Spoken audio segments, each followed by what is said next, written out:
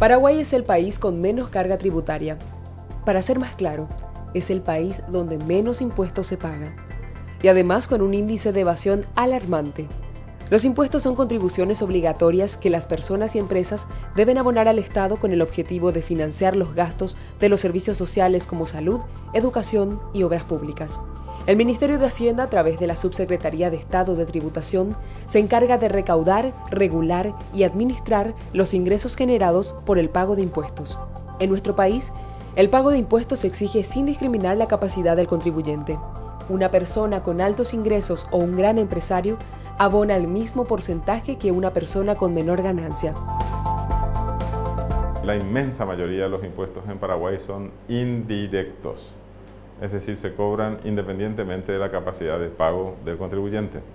Lo que hablando en cristiano significa que la persona pobre paga igual.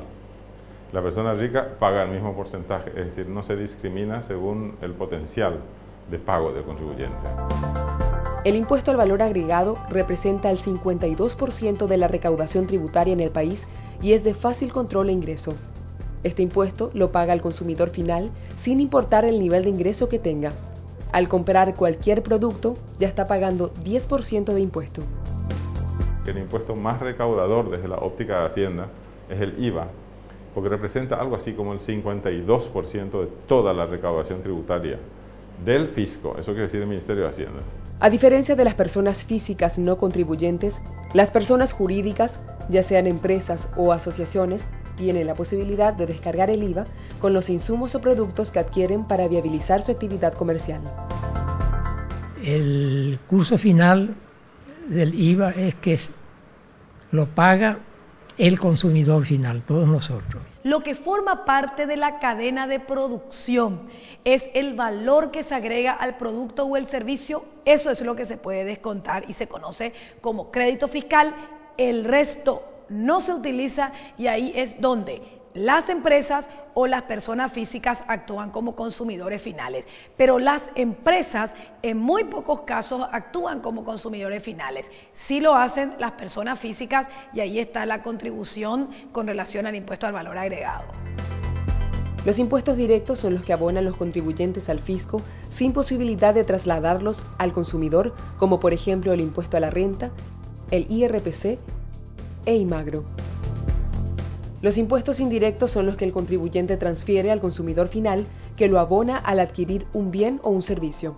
Un sistema injusto por el que los pobres terminan pagando más que los ricos. El impuesto a la renta es un impuesto directo. Ese 18% que pagan los contribuyentes de IRASIS lo paga la empresa. Y los indirectos son justamente el IVA y el selectivo al consumo, que lo que hace el contribuyente es pasarle la factura a vos, que sos consumidor final, y vos pagás el IVA. Entonces yo lo único que soy es una caja en donde vos me pagás a mí y yo ingreso al fisco, pero no es mi dinero, es el dinero que vos me pagaste y ese vos se llama consumidor final. El impuesto a la renta del pequeño contribuyente permite legalizar las actividades de los pequeños empresarios. Este impuesto lo abonan aquellas personas que realizan alguna actividad productiva que utilice en forma conjunta el capital y el trabajo para obtener un resultado económico, salvo aquellos trabajos que se consideran personales, como el ejercicio de profesiones, oficios, artes y otros. Siempre un sistema tributario tiene que tener, para los grandes un tratamiento, para los pequeños otro tratamiento. El impuesto a la renta del pequeño contribuyente es aquel que tiene que pagar todo el que vende algo, todo el que de una u otra manera usa capital y trabajo o presta un servicio no personal. Es un impuesto que su costo impositivo es 3%. Vos tenés un negocio, una mercería, querés legalizar tu mercería, facturaste 100 millones de guaraníes, significa que aproximadamente vas a pagar 3 millones de guaraníes de impuestos. Es muy fácil y lastimosamente no se ha dado la publicidad necesaria porque es la manera que los pequeños contribuyentes pueden legalizar sus empresas y no lo hacen aún.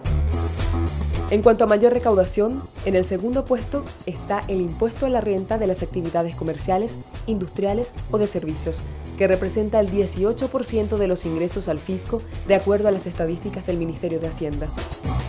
Si esa persona física es también propietaria de una empresa unipersonal, que las hay y muchas, Entonces, esa persona física en su empresa unipersonal estará pagando también el IRASIS, el impuesto a la renta de las empresas, se dice vulgarmente hablando. El IRASIS tiene un ingreso aproximadamente del 18 al 20% estos últimos años.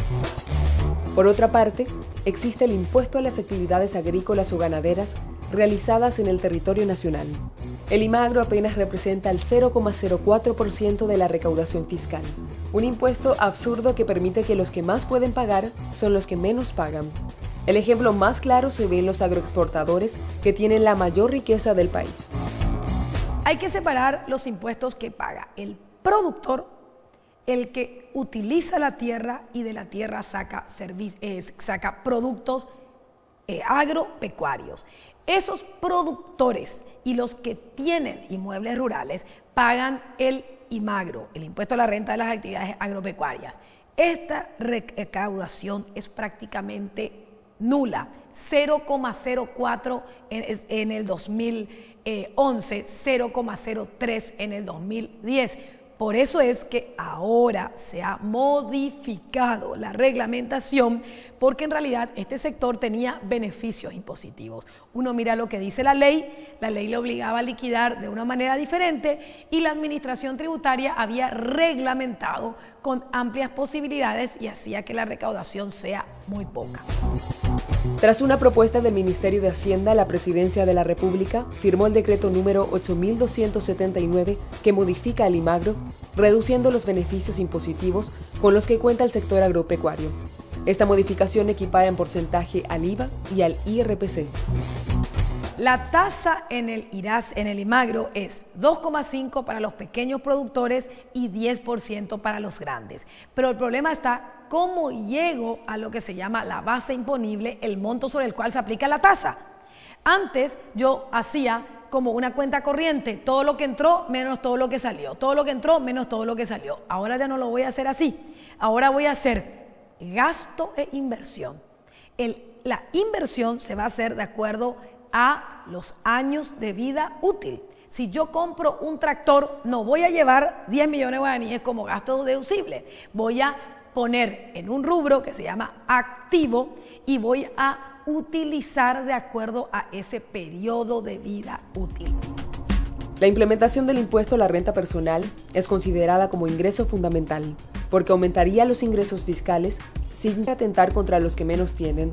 Constituiría un instrumento de formalización al legalizar los documentos de compras y ventas. Nuestro sistema tributario es discriminatorio, beneficia a los sectores del privilegio y perjudica a los sectores del consumo. Mientras no se cambie eso, ningún ministro de Hacienda puede hacer milagro. El impuesto a la renta personal es un impuesto al consumo y a la inversión, para decirlo bien claramente. Es decir, no es que se cobre a la persona porque gana más simplemente, sino que se exige la presentación de documentación, tanto por el lado de las compras en gastos e inversiones, como por el lado de las ventas. Y la persona que no puede documentar ni sus ingresos ni sus egresos, y sobre lo no documentado, paga el 10%. Vamos a suponer que en cada semana yo esté no documentando operaciones por 1 millón de guaraníes. Eso es al mes 4 millones de guaraníes. Y al año serían 48, redondeemos 50 millones de guaraníes al año. Si durante 12 meses yo no consigo documentar operaciones por 50 millones de guaraníes, yo estaré pagando al final impuesto a la renta personal, 10% sobre 50 millones son 5 millones de guaraníes. Estoy poniendo un ejemplo muy bajo. Hay gente que al año no está documentando 100 millones de guaraníes, 500 millones de guaraníes. Es mucho decir, no documenté 500 millones de guaraníes y por lo tanto voy a tener que pagar impuesto a la renta personal de 50 millones de guaraníes. Por eso que se dice que el impuesto a la renta personal, así como está redactado en nuestro país, es un poderoso instrumento de formalización. Paraguay es el país con menos presión tributaria. Ni siquiera tiene una cultura tributaria. Esto obedece a que las leyes se establecieron de acuerdo a la realidad económica del país de los años 70, cuando los royalties de las binacionales satisfacían las demandas sociales. Actualmente, la realidad es otra. Nosotros no hemos sabido hacer bien los deberes en materia tributaria en el año 70, 80, 90. Ahí hay un motivo. A nosotros, los royalties de Itaipú, eran suficientes para cubrir los gastos del Estado. Entonces pasa como lo que nos pasa en nuestra casa. Mientras que tengamos plata en la billetera, no nos preocupamos de dónde vamos a sacar dinero. Pero cuando empezaron a aumentar los gastos y a disminuir los royalties, ahí recién el Paraguay se preocupó por su sistema tributario y vino la reforma del año 91 para adecuar nuestra misma estructura a todos los demás países del Mercosur. Es decir, nosotros tenemos una misma estructura, pero con impuestos más bajos, porque recién estamos empezando la formalización que los otros países ya lo hicieron hace mucho tiempo. La evasión en el Paraguay es alarmante, con un nivel aproximado del 45 al 52%.